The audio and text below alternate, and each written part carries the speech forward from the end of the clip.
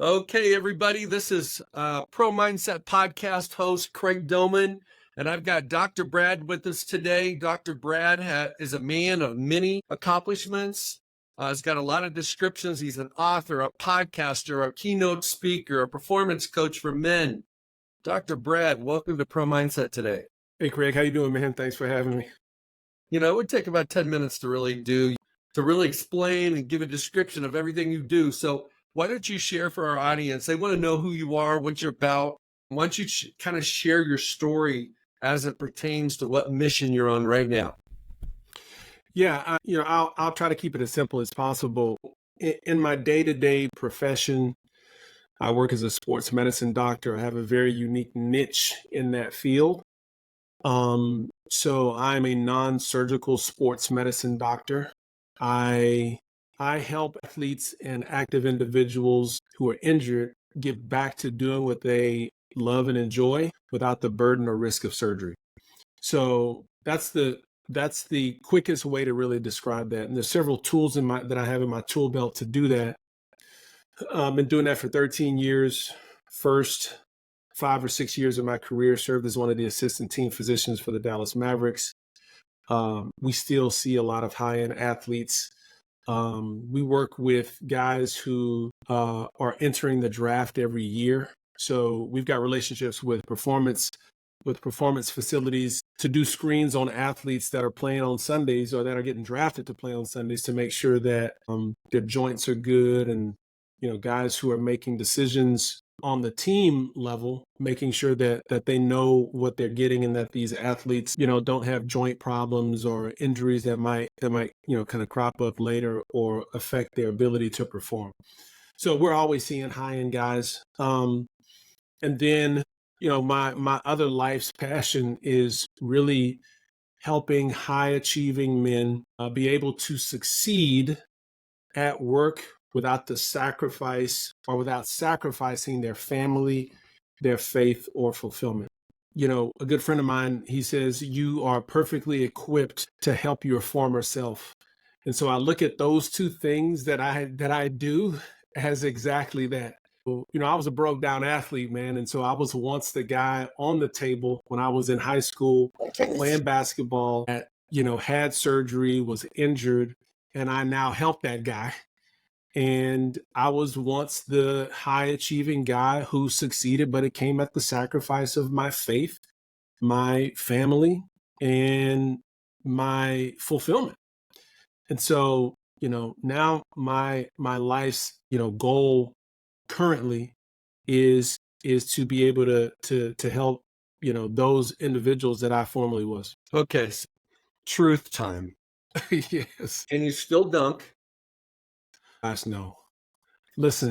So the Mavs didn't have you come in to be a practice player when they were missing people? Listen, Craig. Listen, I got no problem telling you the truth.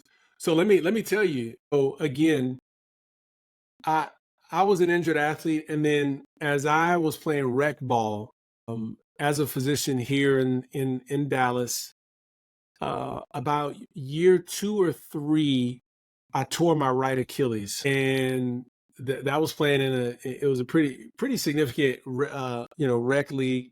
And then about a year and a half ago, I tore my left one, and I'm back playing basketball. So apparently I'm a glutton for punishment. But to answer your question, the dunking days are way over, way over. I will gladly take my role as the broke down athlete who just needs to get some cardio in. And I know you know what I'm talking about. Oh, yeah. I've been doing that for a long time. Yeah. Well, let me ask you something. What kind of risk is there for teams when professional athletes at that level, doesn't matter the sport, have a star that deals with an Achilles, tear? Can they come back better? Like Kirk Cousins. I think Kirk Cousins, with Minnesota that went to Atlanta, everybody gave Atlanta some pretty big grief for drafting a quarterback. Yep. In the, the 7th pick or whatever it was. But it's like, there's no guarantee he comes back. Right. He's 35 years old. Yeah. He may not be the same. It That's may right. take him a couple more months into the season to really feel like he's ready to go. Right. When you got I think he's got $100 million guaranteed on a $180 million contract. we both know he ain't rushing it. Yeah, that's a great question. Obviously, we've talked about that in our clinic. Me and some other physicians. I think so. We have to take several things into play. One is his position. So the one saving grace for Kirk Cousins is that he's a quarterback, and his job doesn't necessarily require him to be super duper explosive. Now, having said that, obviously he's got to get out the pocket. He's got to be somewhat mobile, but also his game doesn't necessarily depend on him having to be fast like a Lamar Jackson. Right. So when we look at it by position, we say, okay, Kirk Cousins, his ability to throw the ball, assuming that the repair goes fine and that there's no issue there, he should have no problem throwing the ball. Should be able to recover. May he lose a half step if he's trying to get away from that guy? Possibly. But one of the other things that we think about is that there are some injuries that are acute injuries, and then there are some mileage injuries. Achilles tear is a mileage injury. Even though it comes up acute, it really kind of lets us know, okay, like there's mileage here. And there might be something else, that could happen. So when you see these tears, so like when you look at, may rest in peace, Kobe Bryant, some of these other guys, Charles Barkley, who had these big tendon tears. Like I think Charles Barkley tore either his quad or his patella tendon, but like a patella tendon tear, an Achilles tendon. Typically what you see is that it's not uncommon that it's the beginning of the down trail for these guys because it's the mileage. Now, again, you look at it, then you say Kirk Cousins, okay, Achilles tear. He's a quarterback. He's not going to be rushing a whole lot. May he lose a step? Maybe. I would think that there wasn't that much risk in him being able to be signed, go to Atlanta, and still have some pretty good years under him as a quarterback who, he's proven that he can, that he's good at what he does, and he's a veteran. So I don't think it's going to bother him. Now, you talk about an Achilles tear on somebody who's a sprinter, a receiver, somebody who's got to explode every single play. I don't know if you as a team incur the risk of getting somebody like that back. No, I agree with you. I agree with that. Because as a quarterback, I mean, Peyton Manning couldn't move later in his later years. You just get rid of the ball. It's like you feel the pressure and you throw it away and live for another play. I mean, Kirk Cousins might have to modify his playing style a little bit, but it's not going to keep him from being successful. No, not at all. And when you look at Peyton Manning in that last year, he was playing at Denver, dude. He could hardly throw the ball. I mean, the thing he had going on with his neck and the nerve issues. I mean, the fact that he was so savvy and smart out there. I mean, it's like that smart basketball player like me, dude. I've got to play way smarter now, mind you. I'm not saying I'm the Peyton Manning of basketball or anything, but I play way smarter right now than I do, than I did back then because I relied on my athleticism back then. Peyton Manning was so smart that he was probably better than any other quarterback, than a lot of other quarterbacks who could throw the ball, but just weren't making as good of decisions as he were. All right, Dr. Brad, let's get back to you. Yeah. Okay, so walk me through why is your target audience men, and what's the biggest impact you can have on guys that want to be their best, that want to be fulfilled, they want to have great balance at home and work, all those, they want to have a good morning routine, they want to have a good faith walk. Kind of walk me through, let's say, for example, I'm one of your people. Yeah. And you're coaching me. How can you help me? How can you help your people? How do you help your people? Yeah. So, I mean, it really just starts with my story, right? So this was probably maybe almost close to 10 years ago now so you got to imagine this, right? Like I go to medical school to become a physician, to become a doctor. I had aspired back then to work in a clinic where I went to whenever I was injured, right? There are all these jerseys on the wall. And you may have even been to a couple of these clinics where sports medicine clinic. Yeah. Dr. Cooper, yeah. Yeah. And you see, and so, I aspired to do that. And so I make it. I'm serving as one of the assistant team docs for the Mavs. I'm working in the ER. I've got a couple other entrepreneurial things that I'm doing and I'm running, right? At the time, it's me, my wife, and we had 2 kids. We had just had our first son at the time. And I get to this place that I've been really working hard to get there for a long time. And I get there and I'm successful, making more money than I've ever had. But as successful as I am, I'm sitting here thinking, I'm not nearly as fulfilled as I thought I would be at this place. Not to mention, I'm really an absent husband. I'm an absent father. I'm an angry father. I'm not honoring my marriage. I'm not the man that I really thought that I wanted to be. Now, mind you, I'm successful though, right? And on the outside looking in, the Dr. Brad show looks good because that's what I'm allowing people to see. But that success that I had at work came at the sacrifice of what was happening in my personal life. And it got to a point to where it was hard to look in the mirror for longer than several seconds. Cause I'm like, yeah, you're successful, but you're not nearly the man that you really wanted to be. Like, it's almost as if the success came at the cost of everything that I wanted to be in terms of character as a man. As a Dr. Brad, husband, may I as a interject something father. here? Yeah, Okay. You described 99% of the successful people on the planet, and especially in America, men that are CEOs or running their own businesses, uber successful. The front stage, which is what you're describing, that's right. looks really good. But backstage, they're miserable. That's right. They're miserable. That's right. Deep down, they're not happy. They're not feeling joy. They're struggling with their identity because it's like, this isn't what they thought it would be like. Nope. So everybody's got a concept of what they think it's going to be like when they're successful. That's right. Until they get there. Yeah. They realize, wow, I didn't know it was going to be like this. And unfortunately, like what you described with the cost of something else, a lot of times people lose what's more important to gain what is less important. That's right. That's right. So, and I think the challenge behind this the entire time is that, I kind of bought into what most of society wants us to think, which is that, hey, listen, dude, if you're going to be successful here, it's going to have to come at the cost of something else that really matters to you. And I think we buy into that. Like you said, we see people who are successful and we praise these people, but in reality, there's some flawed winners. Yes. You know what I'm saying? There are some flawed winners, and we don't talk about that much.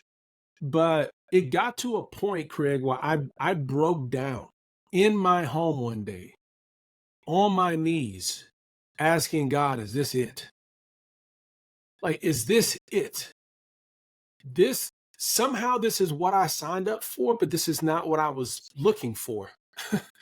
You know what I mean? And I just remember like things just have to get better. And I tried, man. I tried on my own to just be a better husband and be more empathetic and be less disrespectful, be more honest, be more around for my kids. Let me tell you something, man. I did everything I could on my own. And it's interesting because I've been so successful in this other area of life, but why can I not get my act together in my personal life?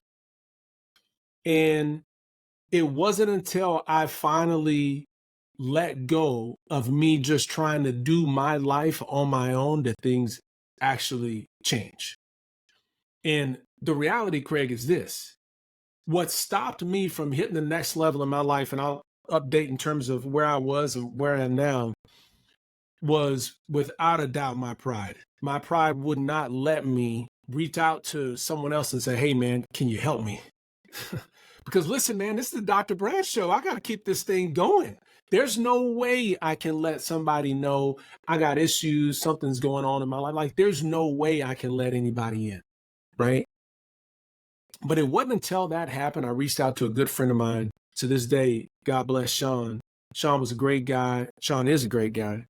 And I just knew he had a strong walk with God. And I said, hey, man, listen. And he was the interesting part about this whole thing, Craig. I was a church goer, right? Church, checked that box. I was giving. I was serving. I was doing all of like you said, I was checking all the boxes. There was no heart involved. I was lost in terms of identity. And was just like, something's got to change. And one time I reached out to Sean, and Sean was like, listen, man, I'll walk with you.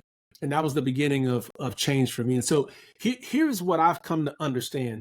Since then, I mean, probably my greatest, I hate to call it an achievement. It's not an achievement, but what I'm probably most proud of at this point is the family that I have right now.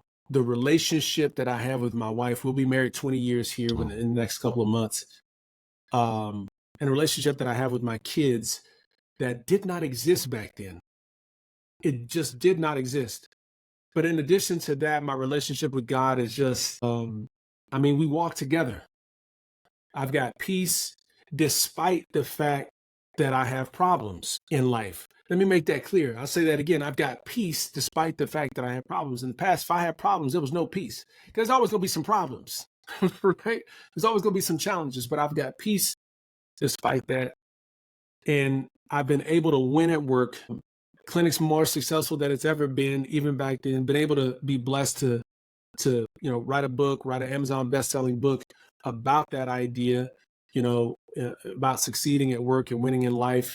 It's called ELITE, the Modern Success Guide to Purpose and Peak Performance. I get an opportunity to speak to men. Say that one more time for the listeners. Yeah, it's called ELITE. Yeah, it's called ELITE, a Modern Success Guide to Purpose and Peak Performance. And so because of where I was back then, I now, it is really an assignment now for me to help those men who are currently where I was. Because like a mentor told me, man, particularly when we look at this world right now, I believe men, we're a big part of that problem, which also means we're a big part of the solution. So for me, is to really help provide men with what they really need to be able to succeed at a high level at work, but also do it in life. But you can't do it on your own. There is absolutely no way you can do it on your own. And so the first step in being able to really transition and change, and to be able to dispel this myth that success has to come at the sacrifice of the relationship you have with your wife, or the relationship that you have with your kids, or friends for that matter. Listen, man, I would run through people just to get work done, right? Relationships mattered little because results mattered much, right? So my results came at the cost of relationships, the one in and out of my home. And it doesn't have to be that way. It just does not have to be that way. You can win at work, you can succeed in life, and you can have the life that I believe we have all dreamed of and I'm talking to the men right now, right? And so, but the first step is realizing that the one thing that is getting in your way is feeling like you can do it, and that you can just do it on your own. And here's the interesting thing, Craig. I'm not the guy who's going to sit here and, feed the self-help talk of you can do it, you can do it. I'm really going to be the guy that says, have you been trying to do it? How's that going for you right now? I tell you what, but I will tell you this. I believe you can't do it without a doubt. I just believe you can't do it on your own. I just believe you can't do it on your own. And here's what's interesting, because when I look back at what I was successful at, Craig, let's think about what I was successful at. I was successful at being a doctor. Okay. But there was no way I could have gotten to the level of success that I was without other people anyway. I mean, this is the common sequence of how it happens whenever you're working as a doctor, or when you're in training, is You see one, meaning you see a doctor or you see a procedure or you see it be done. You watch it. Then you do one. So now somebody watches you do it and make sure that you do it right. And then you teach one. By the way, if you really want to secure learning something, once you get to the level of teaching it, you've really got it. So let's think about this. And what I do on a daily basis, what I did for years after learning in the books, which, by the way, never studied by myself, studied with other people, okay? I had someone that I watched, and then they watched me, and then I taught someone else. That's a pretty good formula for mastery and success, right? But here's what's interesting. The only person I got a chance to watch when it came to fatherhood was my dad. And my dad just didn't have it all figured out, dude. Nobody's dad does. He just didn't have it all figured out. Now, I'm at a place where, I forgive him. He passed away last year. We had a great relationship. But that's what I watched. Nobody ever came after I started having kids and said, Brad, I'm going to watch you do this thing. And then I'm going to go teach the next thing. Right? Never happened. Same thing with kids. Same thing with my marriage. So I'm sitting here struggling saying, you know what? I'm going to figure this out. I'm going to figure this out on my own. And it wasn't until I realized I ain't got it. But nor would I have gotten medicine on my own if I'd have said, you know what? I got this. I'm just going to keep powering through. You got it, Brad. You got it without the help of someone else. I tell you what, you wouldn't want me putting a needle inside of you if I didn't get the level of training that I did the way that I did, right? So part of the first thing I try to tell men is, listen, I don't care where you are right now, what the struggle is, what's going on. Here's the deal. Let's get real for a second, because I'm all about getting motivated and rah, rah, rah. And that's cool, but let's be real. How's that working out for you right now, trying to just pick yourself up by the bootstraps with the thing that you've been struggling with for years? How's that working out for you? Okay? You can read the next book. You can do that. But let me tell you something. It ain't until you realize this I ain't got. I only got with two people. And one ain't even really a person. I only got this with God and other people. And those are the only things that have changed my life. And in anything that I'm looking to create some level of transformation, that's going to be it. I got to go to God, and I got to go to his people who going to allow me to provide some accountability in place for that. Okay, so I'm going to give you an opportunity to preach for a second. Tell me how this thing works. You mean I ain't preaching yet? No, maybe you're just getting warmed up. So how does God come into this? How did, when you had that moment where you realized, hey, this ain't it. I'm miserable. This is not fulfilling, all those kinds of things. And you had an internal conversation with your creator. He might not have answered you right then. Maybe he did. I don't know. But how does that work? So I'd grown up in the church, and I knew about God. But I never had a relationship with God. I won't get into the specifics of it for the sake of time, but I grew up in the Catholic Church. There was a lot of box checking. I mean, we were going to church, but I never understood my relationship. I just never understood my relationship with God. So at the time that I was going to church, we were going to Catholic church every week.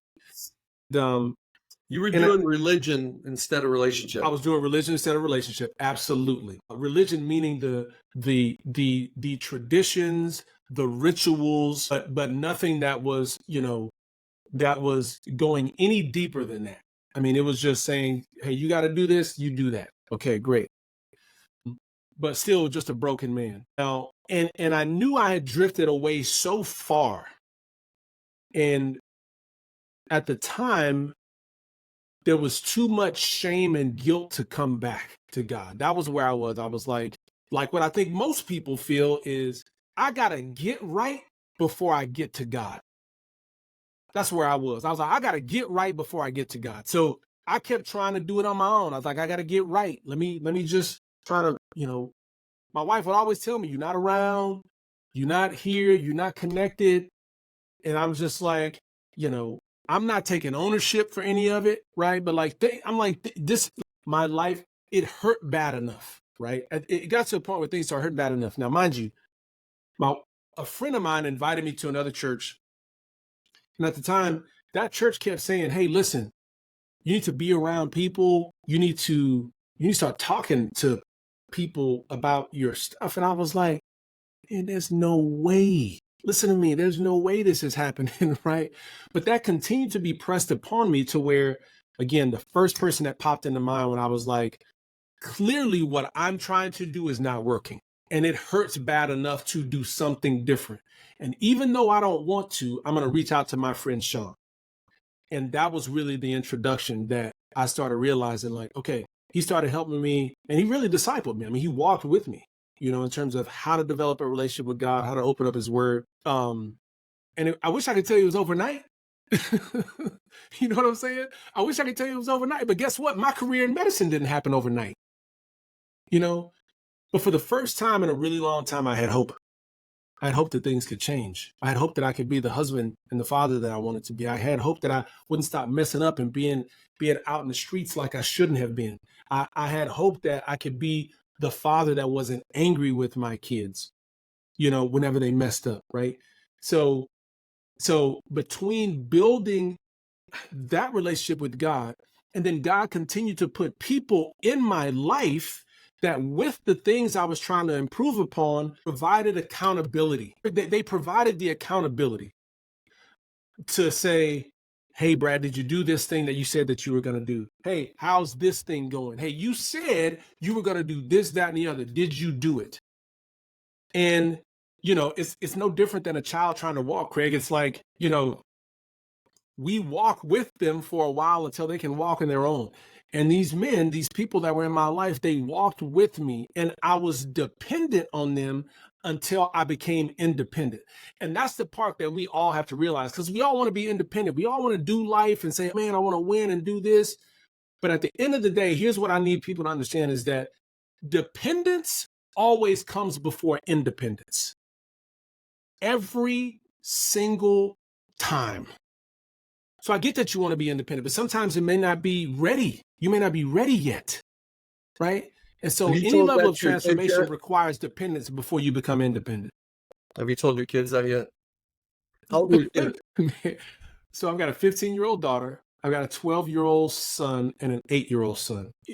Let me tell you the one thing I'm trying to impress upon my children right now, Craig, is this. I've been having conversations with other people about this concept recently. And it's this idea that, and I'll be the first to say, like, the what most people consider the traditional self-help world was heavily involved in that for a long time. And I believe it got me to a certain point of motivation. But what I realized is that there were things that I wasn't being real about myself with that I was still struggling with, whether it was health, whether it was wealth, whatever the case may be. And that only got me so far. But I started realizing, Brad, you're human. And there are just some limitations that we have. The beauty behind that, and some of us don't want to hear this. Like, man, like we're limited. All of us want to hear, hey, listen, dude, you got it, right? You can do everything, right? But it's only half the story because I have recognized my dependence on God. And it has been the biggest shift in my life is that I need to embrace my humanity so that I can receive his divinity, because my humanity is limited. But with God, I can do all things. It says, with God, all things are possible. So at this point, I just want to rock with God. Does that make sense? Absolutely. Because here's the deal. When I'm trying to do things on my own, doubt, insecurity, all that stuff is going to creep in. But that creeps in because I know my limit. I know my limit. So if I'm walking into something that's difficult and that is drowning my head, I'm thinking, well, Brad, you know who you are, dude. Like, we only go get so far in this deal. Even though you might be pretty good, you know your limit. And it provides the perfect opportunity for God to fill the gap in my life. And that's when it's like, okay, yes, I have some insecurity, but anything that I'm insecure about, I know he can provide. So back to what it is that I'm trying to teach my kids right now is helping them recognize the level of dependence that they can have on God, which really should give them confidence. Because the question is, are we going to have some self-confidence or are we going to have some savior confidence? Look, I've got confidence in myself. That's good. That's fantastic. But what helps me ultimately is realizing that I got my father. The analogy I give my kids is I'm like, listen, if you're going into a fight, right, and you go into a fight, it's a pretty big kid. You got to go to this fight. I was like, that's one thing. But let me ask you a question. What if you got to go into the fight and you can bring me? They're like, Dad, come on, man. Like, what are we talking about? I'm like, that's how life is. I said, that's how life is. When you know who's got your back, 24/7, 365, 360 degrees around you, I was like, you can walk with confidence. Because I was like, now, why are you confident going into that fight? Is it because of you? They're like, no. I'm like, who's it because? I said, because you with me, Dad. I'm like, precisely. And I'm like, when you can understand that, you understand that where you start getting your strength and that it's not a limitation. It is a wonderfully designed, unique opportunity for God to pour in. Otherwise, if you're good and if your cup is full, then I was like, well, I got nothing to pour into here. Like I got nothing to pour into, which is why I was saying before, is like, it's our pride that stops us. Once we allow some room for God to work, things change. Once we can say, hey, look, I need help from something beyond me, we go to him. And one of the ways he answers us is through the people that he puts around us. Can I add a few things there? Absolutely. All right, brother. Oh, I believe that God really designed us to be imperfect. So the perfect design is to have us have imperfections. Yes. And without those imperfections, we would not need him. Absolutely. Right? So it's like, it's almost like you doing something for one of your children that you know they got to come back. Okay, so you don't give them a trust fund, you give them $100 because $100 isn't going to last very long. And so they're going to come back and say, "Hey, Dad, I got another date. I got to buy some new shoes." They're coming back. They got that built-in reliance. You created it. You've got a built-in reliance with your children. God does the same thing with us. That's right. That's right. So I look at it this way because, again, this is what I do on a daily basis. And as a matter of fact, this is something I can relate to personally as well. So in the doctor-patient relationship, you've got patients that come to see us. Well, I've been a patient and I have a dermatology problem that I've had for years, right? And it requires medication.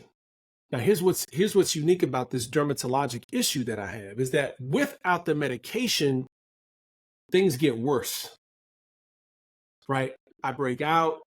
It's just not good.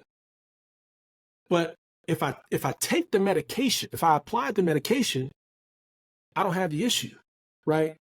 And the more consistent I am with doing that, the more clear my skin is.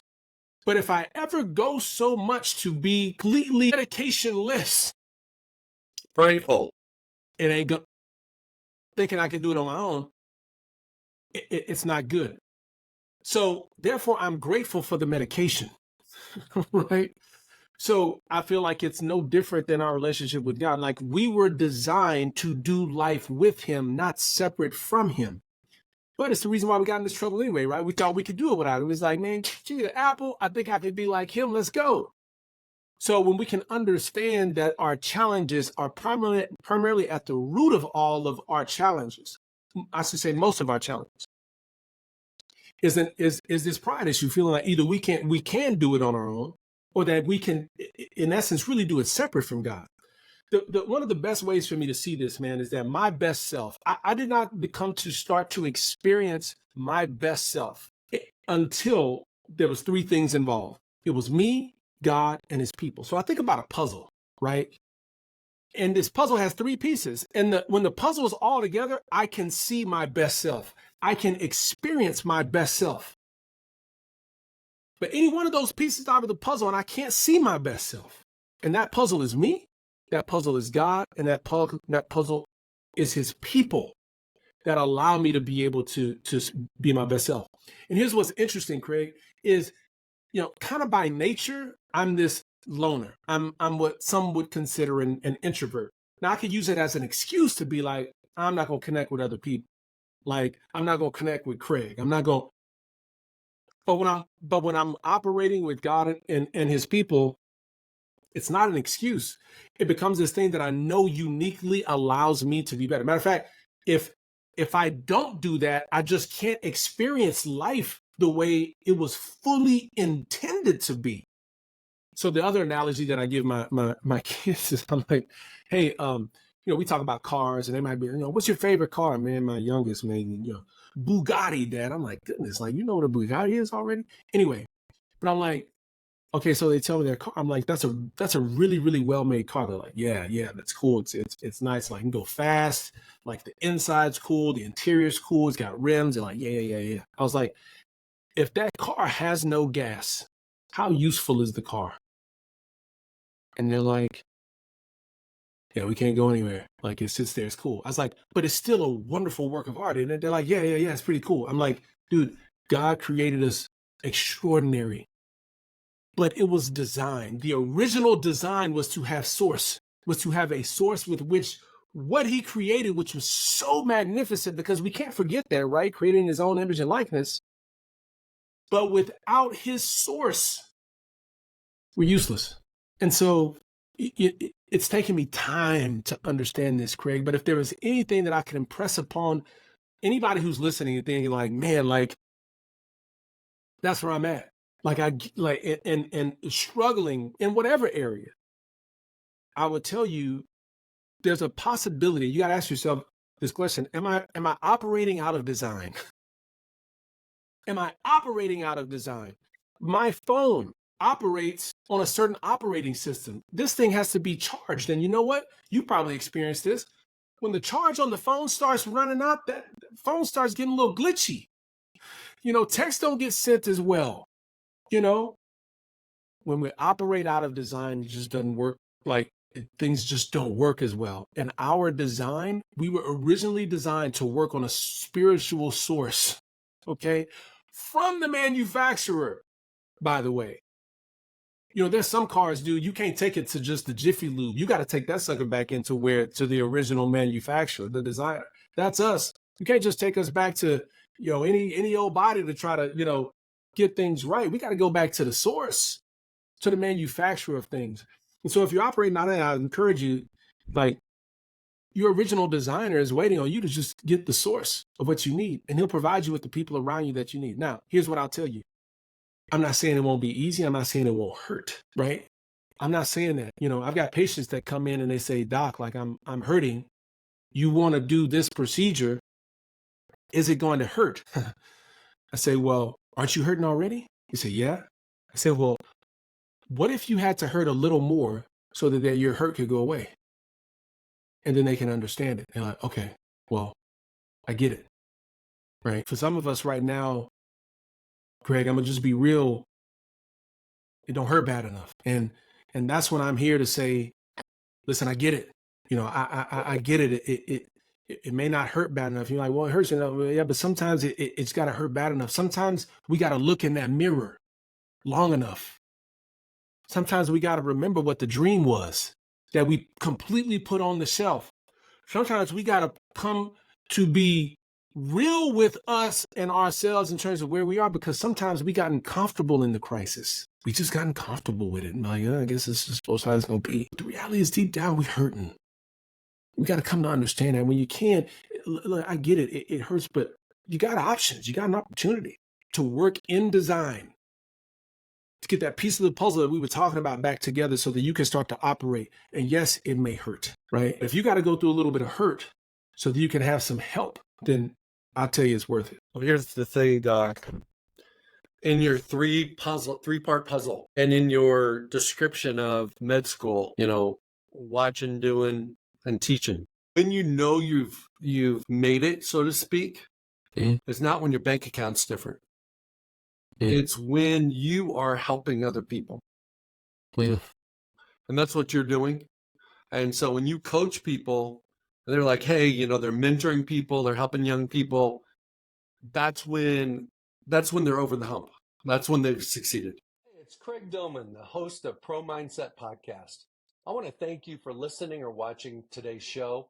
And you can catch us every week on the normal social media platforms like YouTube, Facebook, Instagram, and all the listening podcast platforms. I hope you enjoyed today's show, and more importantly, I hope you gained a pro mindset insight. Please be sure to rate and review PerforMEnce Podcast, and I look forward to catching up with you on our next show.